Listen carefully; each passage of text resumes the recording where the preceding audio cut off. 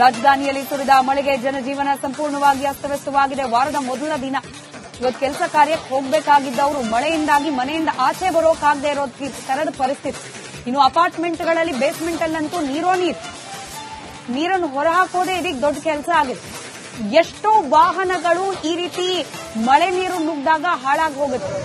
ಕೈಯಿಂದ ದುಡ್ಡನ್ನು ಖರ್ಚು ಮಾಡಿ ಜನ ಅದನ್ನು ರಿಪೇರ್ ಮಾಡಿಸ್ಕೊಳ್ಳೋ ಕರ್ಮ ಬೇರೆ. ವಿಷಯದಲ್ಲಿ ಗಮನಿಸ್ತಾ ಇದ್ದೀರಿ. ಈಗ ಅಧಿಕಾರಿಗಳು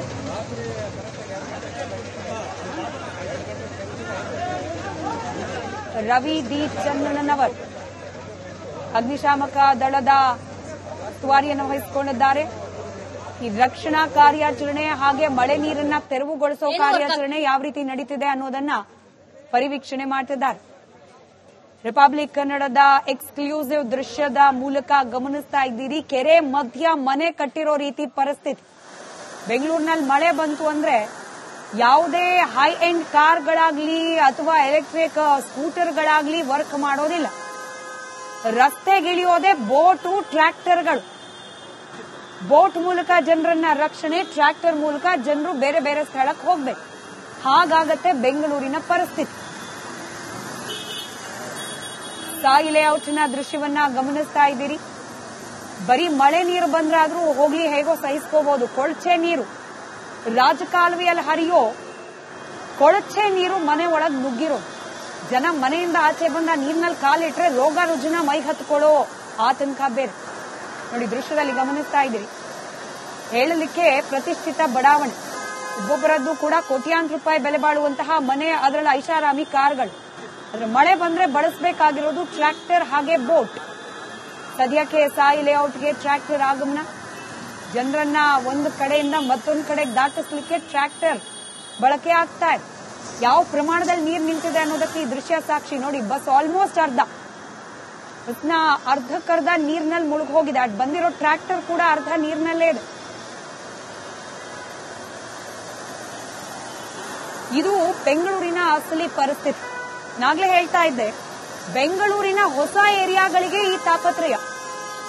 ಹಿಂದಿದ್ದ ಬಡಾವಣೆಗಳು, ಬೆಂಗಳೂರಿನ ಹಳೆ ಬಡಾವಣೆಗಳು ಸುಸಜ್ಜಿತವಾಗಿ ನಿರ್ಮಾಣ ಆಗಿದೆ. ಆಗಿನ ಅಧಿಕಾರಿಗಳು, ರಾಜಕಾರಣಿಗಳು ದೂರದೃಷ್ಟಿ ಇಟ್ಕೊಂಡು ಆ ಏರಿಯಾಗಳ ನಿರ್ಮಾಣದಲ್ಲಿ ತಮ್ಮನ್ನು ತಾವು ತೊಡಗಿಸಿಕೊಂಡಿದ್ದಾರೆ. ಆದ್ರೆ ಈಗಿನ ಜನಪ್ರತಿನಿಧಿಗಳಿಗಾಗ್ಲಿ, ಅಧಿಕಾರಿಗಳಿಗಾಗ್ಲಿ ಅದ್ರ ಬಗ್ಗೆ ಗೋಜೆ ಇಲ್ಲ. ಬರೋ ಹಣ ಟೇಬಲ್ ಕೆಳಗೋ, ಟೇಬಲ್ ಮೇಲೋ, UPI ಅಲ್ಲೋ ಹೆಂಗೋ ಒಂದು ಬಂದ್ರಾಯ್ತಷ್ಟೇ. ಸ್ಥಳಕ್ಕೆ ಹೋಗಿ ಪರಿಶೀಲನೆ ಮಾಡೋದು, ಪ್ಲಾನ್ಗಳಿಗೆ ಅಪ್ರೂವ್ ಮಾಡೋದು, ಸರ್ವೆ ಮಾಡೋದು, ಇದ್ಯಾವುದೂ ಕೂಡ ಅಧಿಕಾರಿಗಳು ಮಾಡ್ತಾ ಇಲ್ಲ ಅನ್ನೋದಕ್ಕೆ ಹೊಸ ಬಡಾವಣೆಗಳು ಪ್ರತಿ ಬಾರಿ ಒಂದು ಸಣ್ಣ ಮಳೆ ಆದ್ರೂ ಸಾಕು ಮುಳುಗಿ ಹೋಗ್ತಾ ಇರೋದೇ ಸಾಕ್ಷಿ ಆಗ್ತಾ ಇದೆ.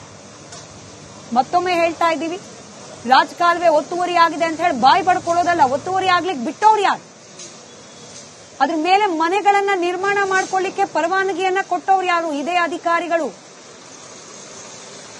ಯಾವಾಗ ಮಾಧ್ಯಮಗಳಲ್ಲಿ ರಾಜಕಾಲುವೆ ಒತ್ತುವರಿಯಾಗಿ ಮನೆ ನಿರ್ಮಾಣ ಆಗಿದೆ, ಹೀಗಾಗಿ ಮಳೆ ನೀರೆಲ್ಲ ಮನೆ ಒಳಗೆ ನುಂಗ್ತಾ ಇದೆ ಅಂತ ಹೇಳಿ ವರದಿ ಪ್ರಸಾರ ಮಾಡ್ತೀವೋ, JCB ಇಟ್ಕೊಂಡು ಮನೆ ಒಡೆಯೋಕ್ ಮುಂದಾಗ್ತಾರೆ ಅಧಿಕಾರಿಗಳು. ಮನೆ ಕಟ್ಟೋಕ್ ಮುಂಚೆ ಏನ್ ಮಾಡ್ತಿರ್ತಾರೆ? ಬಿಲ್ಡಿಂಗ್ ಗಳನ್ನ ನಿರ್ಮಾಣ ಮಾಡೋಕ್ ಮುಂಚೆ ಏನ್ ಮಾಡ್ತಿರ್ತಾರೆ ಅಧಿಕಾರಿಗಳು? ಇಲ್ಲಿಗಲ್ ಆಗಿ ನಿರ್ಮಾಣವಾಗ್ತಾ ಇರುವ ಅಷ್ಟು ಕಟ್ಟಡಗಳು, ಅದರ ಮಾಲೀಕರದ್ದು ಎಷ್ಟು ದೋಷನೋ ಅಷ್ಟೇ ದೋಷ ಪ್ಲಾನ್ಗೆ ಅಪ್ರೂವಲ್ ಕೊಟ್ಟ ಅಧಿಕಾರಿಗಳದ್ದು ಕೂಡ. ಇವತ್ತು ಬೆಂಗಳೂರಿನ ಈ ಪರಿಸ್ಥಿತಿಗೆ ಅಧಿಕಾರಿಗಳು, ಜನಪ್ರತಿನಿಧಿಗಳು ಕೂಡ ಅಷ್ಟೇ ಪ್ರಮಾಣದಲ್ಲಿ ಕಾರಣೀಕರ್ತರು. ಸಾಯಿ ಲೇಔಟ್ನ ಪರಿಸ್ಥಿತಿ ಪ್ರತಿ ಬಾರಿ ಮಳೆ ಬಂದಾಗ್ಲೂ ಕೂಡ ಹಿಂಗೇನೆ.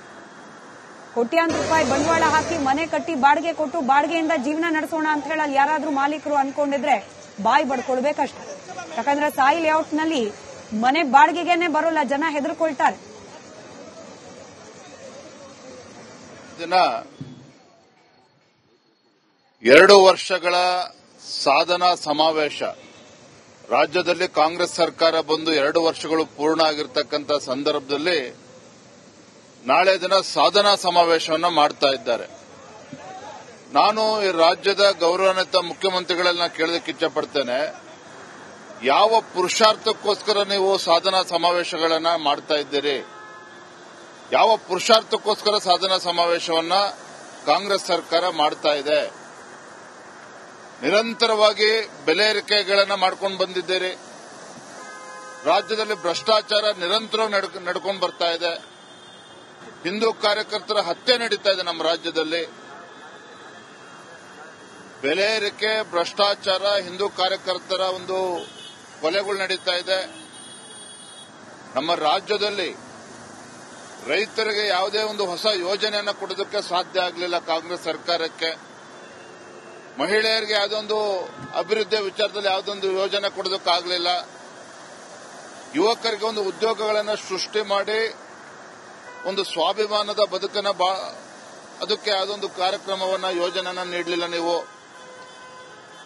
ಇದ್ರ ನಡುವೆ ಇವತ್ತು ಗ್ರೇಟರ್ ಬ್ಯಾಂಗ್ಳೂರ್ ಅಲ್ಲ, ಇವತ್ತು ವಾಟರ್ ಬ್ಯಾಂಗ್ಳೂರ್ ಆಗಿದೆ. ಇವತ್ತು ಸ್ವಲ್ಪ ಮಳೆ ಆದರೂ ಸಹ ಇವತ್ತು ಬೆಂಗಳೂರು ಮಹಾನಗರ ನೀರಿನಲ್ಲಿ ಮುಳುಗು ಹೋಗ್ತಕ್ಕಂಥ ಒಂದು ವಾತಾವರಣ ಈಗಾಗಲೇ ಸೃಷ್ಟಿಯಾಗಿದೆ.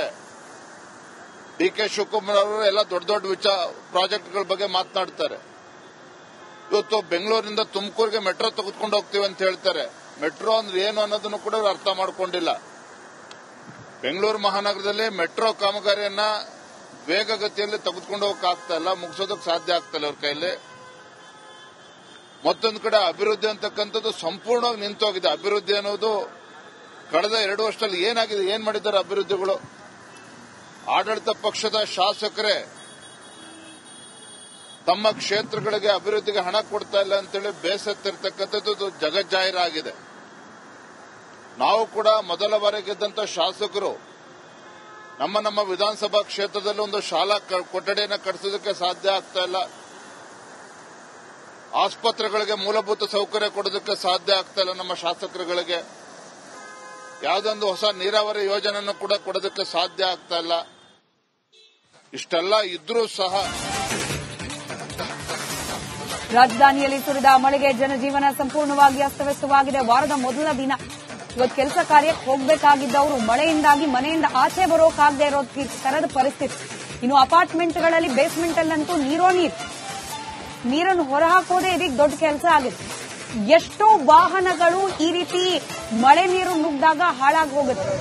ಕೈಯಿಂದ ದುಡ್ಡನ್ನು ಖರ್ಚು ಮಾಡಿ ಜನ ಅದನ್ನು ರಿಪೇರ್ ಮಾಡಿಸ್ಕೊಳ್ಳೋ ಕರ್ಮ ಬೇರೆ. ವಿಷಯದಲ್ಲಿ ಗಮನಿಸ್ತಾ ಇದ್ದೀರಿ. ಈಗ ಅಧಿಕಾರಿಗಳು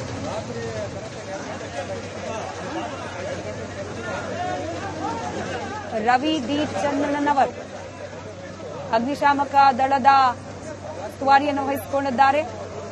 ಈ ರಕ್ಷಣಾ ಕಾರ್ಯಾಚರಣೆ ಹಾಗೆ ಮಳೆ ನೀರನ್ನ ತೆರವುಗೊಳಿಸೋ ಕಾರ್ಯಾಚರಣೆ ಯಾವ ರೀತಿ ನಡೀತಿದೆ ಅನ್ನೋದನ್ನ ಪರಿವೀಕ್ಷಣೆ ಮಾಡ್ತಿದ್ದಾರೆ.